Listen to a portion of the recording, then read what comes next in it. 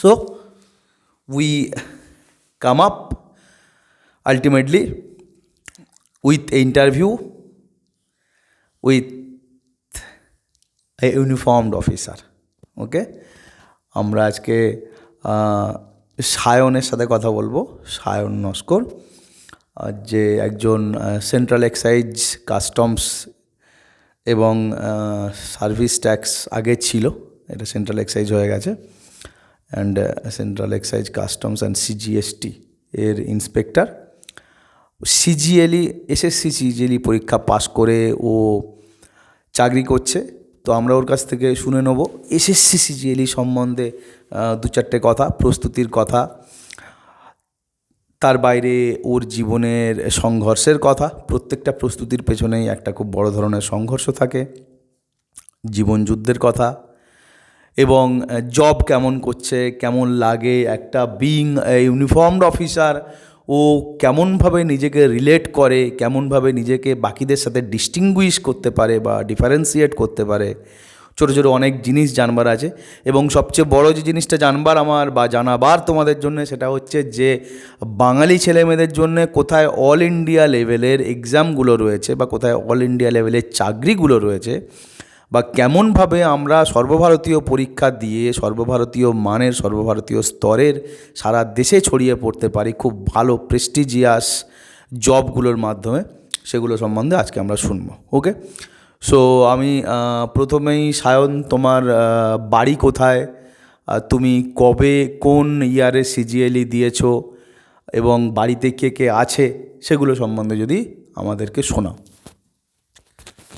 হ্যাঁ, thank you কৌস্তবদা আমাকে এখানে এই চ্যানেলে ইন্টারভিউতে নেওয়ার জন্য। তো বাড়ি কোথায়? বাড়ি আমার হাওড়াতে বা নলপুর স্টেশনের কাছে একটা গ্রামে থাকি আমি। তো আর পড়াশোনা আমি 2019 সালে অ্যাকচুয়ালি গ্র্যাজুয়েশন পাশ করেছি হাওড়া নরসিংহ দত্ত কলেজ থেকে। ওখান থেকে আমার সাধারণ জেনারেল সায়েন্সে ছিল গ্র্যাজুয়েশন, পাসেই। ম্যাথস, ফিজিক্স, কেমিস্ট্রি যেটা হয় তিনটে, বা পিওর সায়েন্সের যে কম্বিনেশন, ওটা থেকে। আর ওটাই আর আমি 2019 সাল থেকেই অ্যাকচুয়ালি 2018 সাল থেকেই এসএসসি প্রিপারেশান শুরু করি। এসএসসি শুধু না, মোটামুটি অল ওভার যে কম্পিটিটিভ এক্সাম হয় তার, সেকেন্ড ইয়ারের শেষের দিক থেকেই। তো আমি এখন যে জবটা করছি এটা সিজিএল 2019 দিয়ে পাওয়া। 2019 পরীক্ষাটা অ্যাকচুয়ালি হয়েছিল 2020 সালে। খুব সুন্দর সায়ন, তোমার বাড়ি নলপুর স্টেশন আমি হাওড়া ছাড়লে দেখেছি, একটা স্টেশন পড়ে। এবং তুমি আমাকে তোমার বাড়ি সম্বন্ধে জানাও, বাড়িতে কে কে আছে? বাড়িতে আমার মা আর আমি ছাড়া এখন এই মুহূর্তে কেউ নেই। দিদি আছে, দিদির বিয়ে হয়ে গেছে, ও দিদি কলকাতাতে থাকে বর্তমানে। ওকে, তোমার কথা থেকে আমি এইটুকু জানতে পারলাম যে তুমি বেসিক্যালি করোনার শুরু হওয়ার আগে গ্র্যাজুয়েট হয়েছো, এবং প্রস্তুতি তোমার কি বলা যায়, গ্র্যাজুয়েশান হতে হতেই, জেনারেলি আমরা আপামর বাঙালি ছেলে বা বিশেষ করে গ্রাম বাংলার দিকে যে সমস্যাটা হয়ে থাকে, যে গ্র্যাজুয়েট হলো, তারপরে 2 বছর একটা নষ্ট মাস্টার ডিগ্রি হয়ে গেল। যদিও মাস্টার ডিগ্রিটা খুব ডিগনিফাইড একটা কি বলা যায়, একটা প্রেস্টিজিয়াস একটা স্টেজ, তারপরেও নষ্ট বলি তার কারণ মাস্টার ডিগ্রি করার পরে যে স্বপ্ন নিয়ে আমরা মাস্টার ডিগ্রিগুলো করি সেগুলো ফুলফিল হয় না। ঘুরে ফিরে সেই চাকরির পরীক্ষায় বসতে হয়, মাধ্যমিক, উচ্চ মাধ্যমিক, এরকম কিছু চাকরি। তো সেখানে মাস্টার ডিগ্রির কাজ কী রইল? 2 বছর নষ্ট। তারপরেও আরও 2 বছর ছেলেটা টিউশানি পড়লো, বা কী করা যায়, কিছু প্রাইভেট টিউশানি, কোনো প্রাইভেট কোম্পানিতে কাজ করতে গেল। ঘুরে 4 বছর পরে যখন ছেলেটার 25-26 বছর বয়স হয়ে গেল, তখন চারপাশে ধাক্কা খেতে খেতে বুঝলো যে এই রকমভাবে জীবন চলবে না, একটা চাকরি পেতে হবে, একটা সরকারি চাকরি পেতে হবে। তো এই যে গ্র্যাজুয়েশনের পরে 18+3 21 বছর থেকে আরও 4টে বছর, 25 বছর, 26 বছর নষ্ট হয়ে যাওয়া, এই সময়টা যে যত তাড়াতাড়ি অ্যাওয়ার হবে, কাজে লাগাবে, সে তত তাড়াতাড়ি সাকসেস পাবে।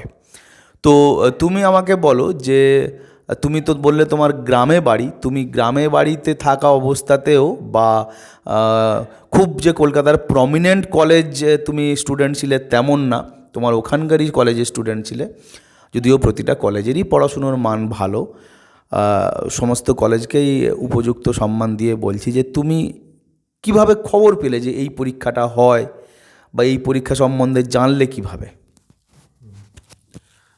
অ্যাকচুয়ালি এই পরীক্ষা মানে কম্পিটিটিভ পরীক্ষার ব্যাপারে আমি জানতে পারি আমার জামাইবাবুর কাছ থেকে। উনি মানে এর আগেও মানে এই লাইনেই ছিলেন অ্যাকচুয়ালি। উনি এখন স্টেট ব্যাংকের ম্যানেজার।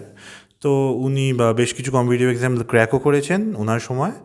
আর আমাকে অ্যাকচুয়ালি মানে আমি প্রথম দিকে অ্যাকচুয়ালি মানে এইচএস পাস করার পর আমি জয়েন্ট ওরিয়েন্টেড ছিলাম। জয়েন্ট ওরিয়েন্টেড অ্যাজ ইন আমার এআইট্রিপল এক্সামটা দিয়ে আমার হয়ে গিয়েছিল, আমি জেই মেন্সের জন্য প্রিপারেশান নিচ্ছিলাম।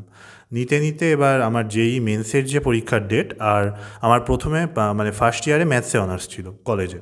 তো আমার জেই মেন্সের পরীক্ষার ডেট আর ম্যাথস অনার্সের পরীক্ষার ডেট, থার্ড পেপারের পরীক্ষার ডেট একই দিনে পড়েছিল। তো আমি তখন কনফিউজড, বয়সটাও কম ছিল, আমি প্যাশন, আমার ম্যাথমেটিক্স একটা প্যাশন ছিল, তো ওটার উপরে বেস করে আমি কলেজের পরীক্ষাটা দিতে গিয়েছিলাম। আর আয়রানি হচ্ছে গিয়ে আমি ওই থার্ড পেপারটাতেই ফেল করেছিলাম, করে আমার গ্র্যাজুয়েট ম্যাথস অনার্স কেটে যায়। তো তারপর আমি মানে একটা দিশেহারা কন্ডিশনের মধ্যে দিয়ে যাচ্ছিলাম যে মানে এই দিকটাও গেছে ওই দিকটাও গেছে, আমি কী করব। তখন জামাইবাবু ওখান থেকে আমাকে মানে কম্পিটিটিভ এক্সামের কথা বলে এবং ওইদিকে ওই লাইনটাতে ধরে নিতে বলে। তো আমি ফার্স্ট ইয়ারটা মানে ওই সেকেন্ড ইয়ারের 1 বছর প্রায় ওটা মানে এই ধাক্কাটা কাটিয়ে উঠতে লেগেছিলো আমার, কিন্তু তারপর সেকেন্ড ইয়ার আর থার্ড ইয়ারের শুরুর যে সময়টা, ওই সময় থেকে আমি প্রিপারেশন শুরু করে দিই। খুব ভালো। তুমি তোমার কনসাসনেস এবং বলা যায় একটা সাপে বর, এটাকে বলে থাকি আমরা বাংলায়, যে একটা খারাপ ঘটনা ঘটলো আর তার ফলশ্রুতি হিসেবে একটা ভালো জিনিসের সন্ধান পেলে তুমি। আমাকে তুমি বলো যে কি বই পড়তে প্রিপারেশান কীরকমভাবে করতে, তার কারণ এখন আমরা প্রচুর বাঙালি স্টুডেন্টরা সেই ফেজটাকে কাটিয়ে উঠেছি। পেটের দায় আমাদেরকে বেরোতেই হবে, সে যে রাজ্যের দিক যেখানেই দিক না কেন, অ্যাপ্রোচ তো একটা, অন্তত শুরুতে একটা এরকম অ্যাপ্রোচ থাকেই আমাদের। তো সেই জন্য অনেক ছেলেরাই এখন সিজিএলের দিক এগিয়ে আসছে। তাছাড়া সিজিএলের দিক এগিয়ে আসার একটা সুবিধেও আছে যে লাইক সিভিল সার্ভিস অত ভাস্ট এক্সাম, অত ভাস্ট সিলেবাসের উপরে এক্সাম হয় না, 2-4টে স্পেসিফিক সিলেবাস বা সাবজেক্ট পড়লেই হয়ে যাবে। তো সেক্ষেত্রে তুমি প্রিপারেশান কেমন নিতে, কি কি বই পড়তে, টায়ার 1 টায়ার 2 তুমি কেমনভাবে তোমার পরীক্ষার ধাপগুলো পেরোলে, সেই এক্সপিরিয়েন্স জার্নিটা তুমি আমাকে শেয়ার করো। দেখো, কি বই পড়তাম এই ব্যাপারটা যদি মানে এরকমভাবে স্পেসিফিক্যালি বলতে হয়, তাহলে মানে আমার সময়কার যে বইগুলো ছিল, মানে আমি যে সময়টা প্রিপারেশান নিয়েছি সেটা কিন্তু এখন থেকে বেশি দিন হয়নি, খুব বেশি হলে 3-4 বছরই হয়েছে, কিন্তু ধাঁচটা একেবারেই পাল্টে গেছে। মানে অ্যাজ ইন আজ থেকে 10 বছর আগে যখন যারা প্রিপারেশান নিচ্ছে তাদের কাছে আর.এস. আগরওয়ালের কোনো বিকল্প ছিল না, ম্যাথসের ক্ষেত্রে আমি বলছি। ওটাই একমাত্র বলতে পারো হোলি বাইবেল ফর ম্যাথামেটিক্স ছিল। কিন্তু আমাদের সময় মানে আমি যখন নিচ্ছি 2018, 19, 20, ওই পিরিয়ডটা আর.এস. আগরওয়াল পুরোপুরি ইনভ্যালিড হয়ে যায়, পুরো অবসলিট হয়ে যায়। সেই মতো আমাদের সময় যে বইটা রেলেভেন্ট ছিল অঙ্কের ক্ষেত্রে, রাকেশ যাদব সবচেয়ে বেশি রেলেভেন্ট ছিল। মানে ওটা থেকে মোটামুটি ধরে ধরে কমন পড়তো বেশ কিছু পরীক্ষাতে। তো আমার মেনলি ম্যাথসের ব্যাকবোন হিসেবে আমি ওই বইটাকে ইউজ করেছি, কিন্তু ওটা এখন বর্তমানে অবসলিট হয়ে গেছে। ওই লেভেলের অঙ্ক, এই অ্যাডভান্সড ম্যাথসে ওই লেভেলের অঙ্ক এখন আর পড়ে না, কারণ সিজিএলের প্যাটার্ন চেঞ্জ হয়ে গেছে।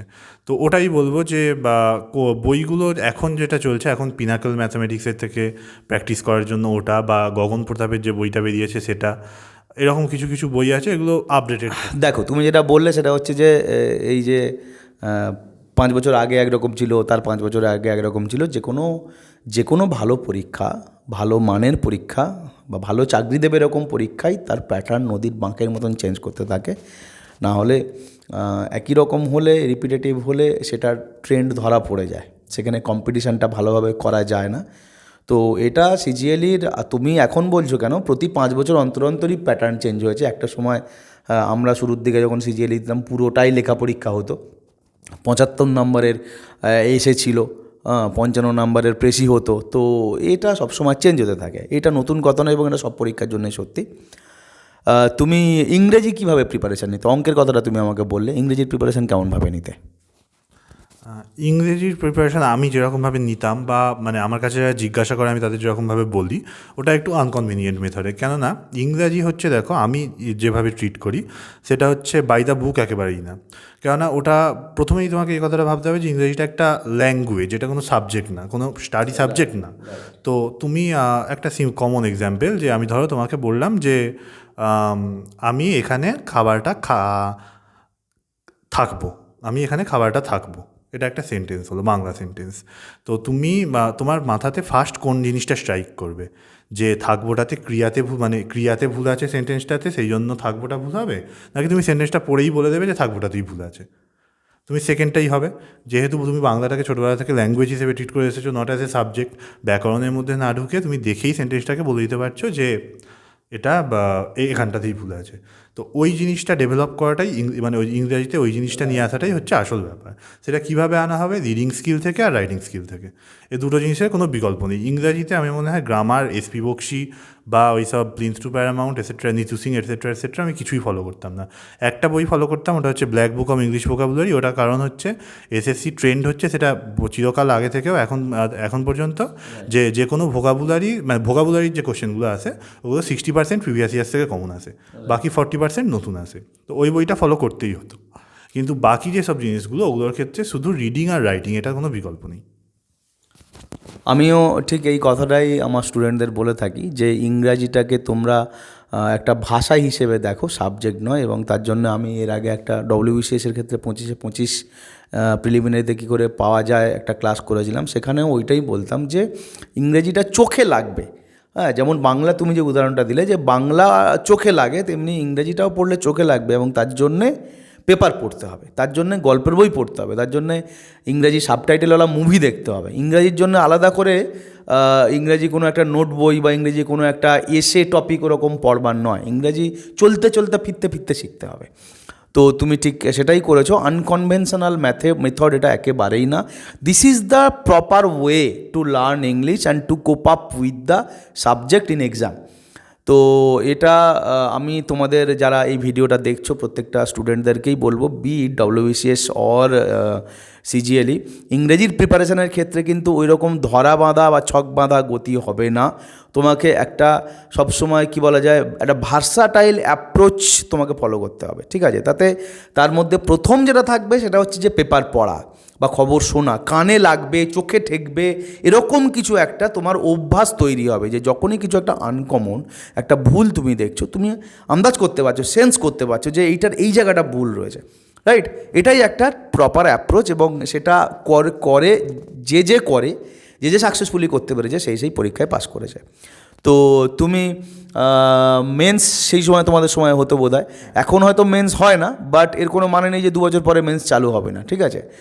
সুতরাং সবসময় চেঞ্জ হচ্ছে। তোমার মেন্সের সময় ডেসক্রিপটিভ হতো বোধহয়, কী ছিল, কেমন পড়েছিল আমাকে অল্প করে বলো। হ্যাঁ, ডেসক্রিপটিভ পার্টে আমাদের সময় মানে আমার 2019 সালের পেপারে ওটাতে একটা এসে রাইটিং পড়েছিল। ওটা হচ্ছে এনভায়রনমেন্টাল ইম্প্যাক্ট অ্যাসেসমেন্টের উপর। একটু কঠিন টপিক ছিল, মানে একটু out of the way topic ছিল এটাকে বলে। তো ওটাই। আর একটা প্রেসি পড়েছিল, ওটাতে সম্ভবত ছিল যে অডিয়েন্সের সঙ্গে বা স্পিকারের রিলেশন কীরকম হবে, এই রিলেটেড কিছু। ওটা আমার এক্স্যাক্ট মনে নেই। ডেসক্রিপটিভের প্রিপারেশান কেমনভাবে নিতে? ডেসক্রিপটিভের প্রিপারেশান ওই মানে আমি মেনলি যেরকমভাবে বললাম ওরকমভাবেই লিখে মানে প্রত্যেক উইকে আমি অ্যাটলিস্ট 2টো করে এসে হোক বা লেটার হোক আমি এটা লিখতাম, নিয়ম করে লিখতাম। আর এটা শুধু মানে জাস্ট আউট অফ যে আমাকে পড়তে হচ্ছে এই জন্য না, আমার যেগুলো ভালো লাগতো যে কোনো টপিকে, মানে একদম যেগুলো এক্সাম রিলেটেড টপিক এরকম কোনো ব্যাপার নেই, আমার আউট অফ ইন্টারেস্ট যে টপিকগুলো সেই সব টপিকগুলো নিয়ে আমি লিখতাম। একদম এটা আর কি গোল্ডেন রুল বলা যেতে পারে যে কোনো পরীক্ষার জন্য। আমি তোমাদেরকে বলবো, ইভেন যারা মিসলেনিয়াস এক্সাম দিচ্ছ, WBCS যারা দিচ্ছই, UPSC দিচ্ছ, দেখো কবে মেন্স পরীক্ষা হবে, কবে রাইটিং বা ডেসক্রিপটিভ তোমার সামনে আসবে, তবে তুমি প্রিপারেশান করবে। This is completely a bad idea. Okay, তোমার প্রিপারেশানের প্রথম থেকেই ডেসক্রিপটিভ লেখাটা পড়ার বা রুটিনের অভ্যাসে বানিয়ে নিতে হবে, রুটিনের মধ্যে একটা পাঠ করতে হবে। তুমি যা খুশি লেখো, but you have to write. লিখলে না ছোটো ছোটো ভুল এমন এলিমিনেট হয়ে যাবে তোমার হাত থেকে, তাই নয় কি? লেখার যে বড় গুণ, তো লিখতে তোমাকে হবেই। এবং তুমি যত লিখবে তত তোমার এরর কম হবে, তোমার তত ক্ল্যারিটি বাড়বে ল্যাঙ্গুয়েজের ওপর, যেহেতু এটা ল্যাঙ্গুয়েজ। ওকে, তো তোমরা যে কোনো পরীক্ষা দাও না কেন, আমি বলবো যে ডেসক্রিপটিভের প্রিপারেশানটা from day 1 start with your preliminary reading, তোমার এটা করা উচিত। ওকে, তো এটা সবসময় মাথায় রাখবে। Now the best portion comes now at this end, সেটা হচ্ছে যে the glory of being uniformed officer, the glory of star. তো 3 star, like 3 star generally ascribed designed to an inspector. Generally আমরা যে কোনো পুলিশের বা ফোর্সের লাইনে এইগুলো দেখে থাকি যে 2 স্টার অর্থাৎ sub inspector, 1 star assistant sub inspector এবং 3 star is the inspector. So uniform এইটা তোমাকে কেমন অনুভূতি দেয়? সোজা কথায় কেমন গরম ফিল করো বা কেমন চরম ফিল করা হলো কে? হ্যাঁ, অবশ্যই ইউনিফর্ম মানে একটা আলাদাই ব্যাপার। ছোটোবেলা থেকেই জানতাম যে এরকমভাবে নর্মালি, তো তারপর নিজে যখন 3টে তারা প্রথম পেলাম, যখন ইউনিফর্মটা মানে হাতে পেলাম, পরলাম, হ্যাঁ অনুভূতিটা সম্পূর্ণভাবে আলাদা। এছাড়া মানে যখনই নর্মালি তো খুব একটা বেশি ইউনিফর্ম পরার প্রয়োজন হয় না, তো যখনই হয় তখন মোমেন্টটা খুব স্পেশাল হয়ে ওঠে আর কি। ওটাই ইউনিফর্ম পরে লোককে চমকে টমকে দাও নাকি? হ্যাঁ, না, এখনো পর্যন্ত সেরকম সম্ভাবনা তৈরি হয়। আচ্ছা, ওকে। ইউনিফর্ম জেনারেলি রেগুলার বেসিসে পড়তে হয় না, কোনো স্পেশাল অকেশান বা কোনো প্রোটোকল ডিউটি বা এরকম কোনো বিশেষ দিনেই পরবার দরকার পড়ে। বাট ইউনিফর্ম পরার যে আনন্দ এবং একটা গর্ব, সেটা অনুভূতি হয়, তাই না? হ্যাঁ, অনুভূতি হয় ইউনিফর্মের। এবং তুমি বলো তোমার প্রেজেন্টলি পোস্টিং কোথায় এবং তুমি অফিসে কীরকম ধরনের কাজ করো? প্রেজেন্টলি আমার পোস্টিং রাউরকেলা হেডকোয়ার্টারে। এখানে আমি প্রিভেন্টিভ ডিপার্টমেন্টে আছি। তো প্রিভেন্টিভ ডিপার্টমেন্টের কাজ হচ্ছে ওই যেসব যারা ট্যাক্স ফাঁকি দেয় মেনলি, ওদের ধরপাকড় করাটাই মেনলি, অ্যাকচুয়ালি সার্চ করা, সিজার করা, অপারেশন করা, রেড, এইসব কাজগুলো একটু যেগুলো অ্যাডভেঞ্চার সাইড অফ জব সেগুলোতেই আছে। দ্যাট মিনস মানে কি বলা যায়, একদম ফুল মর্যাদা of the uniforms and stars. Okay, search, seizure, raid, ধরপাকড়, চমকানো, ধমকানো, সব রকম কাজগুলোই ও করে থাকে। এবং this is the beauty of this department of central excise service tax and customs. যদিও সিজিএলির পোস্টগুলোর মধ্যে ইন টার্মস অফ কী বলা যায়, এভরিথিং, রেসপেক্ট, প্রেস্টিজ, ইনকাম ট্যাক্সের ইন্সপেক্টর সবচেয়ে ভালো বলা হয়ে থাকে, বা in terms of promotion postal ইন্সপেক্টরের পোস্ট খুব ভালো হিসেবে গণ্য করা হয়। But as far as the গরম ইজ কনসার্নড, ইউনিফর্মের ক্ষেত্রে এটা আনপ্যারালাল। এটা কেবল সিজিএলই দেয় তার আমাদের সিজিএসটি এবং এক্সাইজ কাস্টমস ইন্সপেক্টরদেরকেই। তো তোমার পোস্টিং এখন তাহলে প্রিভেন্টিভ সেকশন অফ রাউরকেল্লা। তোমার কাস্টমস পোস্টিং কোথায় হতে পারে বা কীভাবে হতে পারে, কেমন হতে পারে? কাস্টমস পোস্টিং এখানে ভুবনেশ্বর এয়ারপোর্টে হতে পারে বা পারাদ্বীপ পোর্টে হতে পারে, এই দুটোতেই। তো ওটার সম্ভাবনা যথেষ্টই আছে। মানে আমাদের 2 বছর ছাড়া একটা ইন্টার ডিপার্টমেন্টাল ট্রান্সফারের ব্যবস্থা হয়, একটা নোটিশ বেরোয়। তো সেই নোটিশে আমি প্রেফারেন্স হিসেবে ওই জায়গাগুলো দিতে পারি, কাস্টমসের জায়গাগুলো। তো ওগুলো সম্ভব, মানে একেবারে যে অসম্ভব সেরকম কিছু না। কাস্টমস মানে আমরা যেগুলো আর কি ওই সাদা পোশাকের অফিসারদেরকে দেখি সাধারণত এয়ারপোর্টে গেলে, তাই না? বা পোর্টে ডকে গেলে সেরকমই সাদা পোশাক তুমি পাবে, তাই তো? খুব ভালো লাগলো তোমার সাথে কথা বলে। আমাকে তুমি শুধু একটা কথা বলো যে বাঙালি ছেলেদের মিসলেনিয়াস, ক্লার্কশিপ, স্কুল সার্ভিস এগুলো ছেড়ে বেশি করে সিজিএলই দেওয়া উচিত, বা বেশি করে যাতে সিজিএলই দেয়, এই বিষয়ে তুমি তোমার ভিউ যদি একটু দাও। হ্যাঁ, অবশ্যই বেশি করে সিজিএলই দেওয়া উচিত। কেননা পিএসসির অবস্থা আমরা সবাই জানি, এটাতে মানে লুকিয়ে রাখার কোনো জায়গা নেই। স্কুল সার্ভিসের অবস্থা তো আমি আর বললাম না, ওটা এখন অনেকটাই ওয়েস্ট অফ ইয়ার হয়ে গেছে। কিন্তু পিএসসির বর্তমান অবস্থা জানি, মানে যদিও ফ্রেশ রিক্রুটমেন্ট হয়ও, যদি সৎভাবে রিক্রুটমেন্ট হয়ও, তবুও যে টাইমটা নেয় ওই টাইমটাতে কিন্তু এখন বিশেষ করে সিজিএল অনেক ফাস্ট হয়ে গেছে। এখন সিজিএলের 1 বছরের মধ্যে রিক্রুটমেন্ট প্রসিডিওর গোটা কমপ্লিট হয়ে যাচ্ছে, এটা খুবই লডেবল। তো অবশ্যই সিজিএল দেওয়া উচিত, হোম পোস্টিং টার্গেট করা উচিত। যদি হোম পোস্টিং নাও হয় তাহলেও অনেক বেটার পেইং জব, অনেক বেটার ফ্যাসিলিটিস প্রোভাইড করে অবশ্যই, বা সিজিএল অবশ্যই বিফোর এভরিথিং এলস। মানে in terms of perks and packages obviously prestige ইউপিএসসির পরেই সিজিএলির র্যাঙ্ক বলা যেতে পারে বা সিজিএলির অবস্থান বলা যেতে পারে। তো তোমাদের সকলকেই বলবো যে তোমরা বেশি করে এই পরীক্ষাটা টার্গেট করো, এবং এর সবচেয়ে বড় সুবিধে যে খুব অল্প সময়ে পরীক্ষাটার রেজাল্ট বেরিয়ে যায় এবং ফলাফল জানা যায় এবং রিক্রুটমেন্ট হয়ে যায়। শুধু এইটুকু বলবো যে তোমরা অনেক বেশি করে পরিশ্রম করো, সর্বভারতীয় পরীক্ষাগুলোতে তোমরা এগিয়ে এসো, এবং একটা সময় যেরকম ভারতবর্ষের ইতিহাসে বাঙালিরা ছেয়ে থাকতো তেমনই যেন একটা দিন ফিরে আসো। আমি তোমাকে সায়ন খুব করে অনেক করে অভিনন্দন জানাচ্ছি এবং ধন্যবাদ দিচ্ছি ইন্টারভিউটায় আসার জন্যে। তোমার সার্বিক শুভ কামনা এবং সাফল্য কামনা করি। ওকে।